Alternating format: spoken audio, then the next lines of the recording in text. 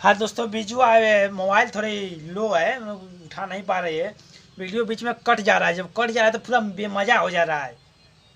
जो लय से जो लय या ताल जो था वो टूट जाता है जब वीडियो बीच में रुक जाता है। तो चलिए ठीक है, उसको रुकने दीजिए, उसका रुकना काम है, हमारा बनाना काम है।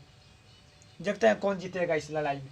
ठीक है, तो पहले खली चौथे खलीफा कौन थे, देख रहे हैं ना, थोड़ा दिक्कत हो जा रहा है। ले तो चौथे खलीफा कौन थे? अली अली अली बन जाते हैं। क्या बताएं दोस्तों, इस्लाम धर्म की उत्पत्ति और शुरुआत के बारे में बताएं। आप लोग के पहले उत्तराधिकारी कौन थे इस्लाम धर्म में?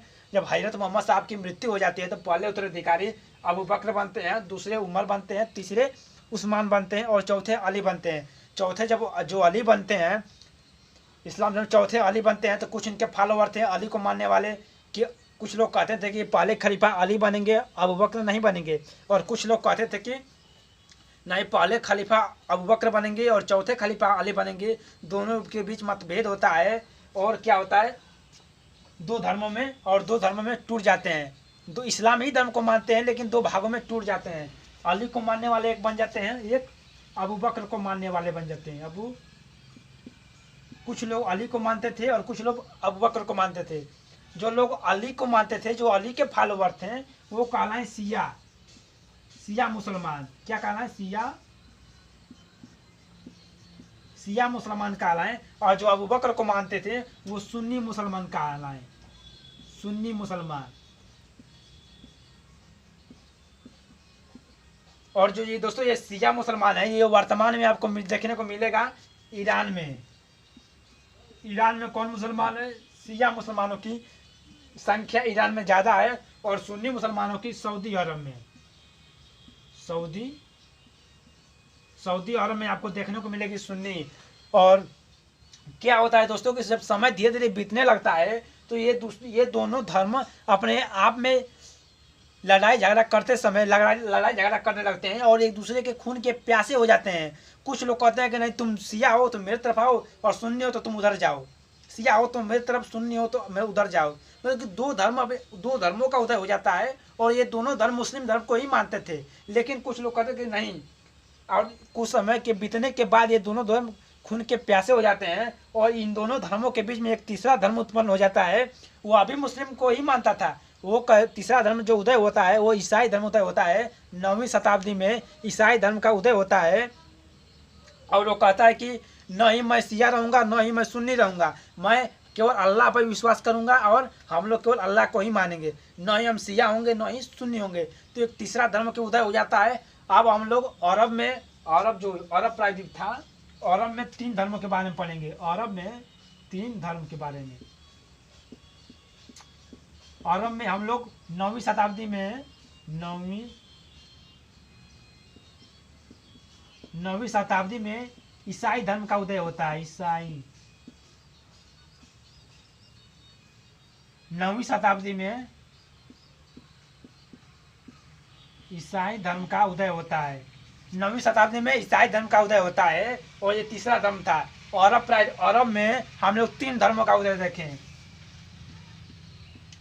अरब देश में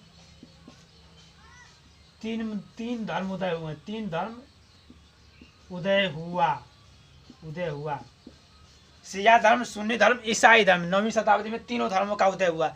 दोस्तों ये लोग फिर कहते हैं कि नहीं, अब हम लोग जो तीनों धर्म के लोग हैं, हम लोग आपस में लड़ाई कम करेंगे। अब हम लोग का जो मुख्य कार्य होगा, हम लोग का जो तीनों का धर्म, हम लोग का तो मुसलमान ही धर्म है। हम लोग केवल अल्लाह को ही तीनों लोग मानते हैं, तो क्यों नहीं अल्लाह का विस्तार करें पूरे देशों में, पूरे देश के कोनों कोनों में जाएं और इस्लाम धर्म का हम लोग का प्रचार प्रसार करें। ये हम लोग का मुख्य कार्य होगा। तो ये जो अरब के देश थे, ये लोग इस्लाम धर्म का प्रचार प्रसार करने के लिए, इस्लाम धर्म से लोगों को प्रभावित करने के लिए देश के कोने कोने में जाते हैं। और उसमें से एक था हमारा भारत, जहाँ पर इस्लामों का आवागमन होता है, इस्लाम धर्म का आवागमन होता है। तो बात करते हैं 712 ईस्वी में पहला जो मुस्लिम था भारत में आने वाला, वो मोहम्मद बिन कासिम था। तो उसके बारे में बात करते हैं। ये आप लोग समझ में आया इस्लाम धर्म के उत्पन्न के बारे में।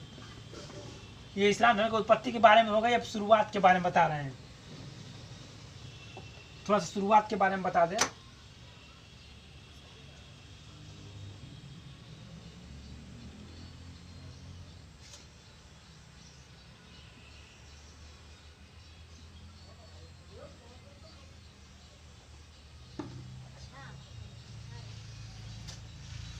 ये क्या है दोस्तों? भारत।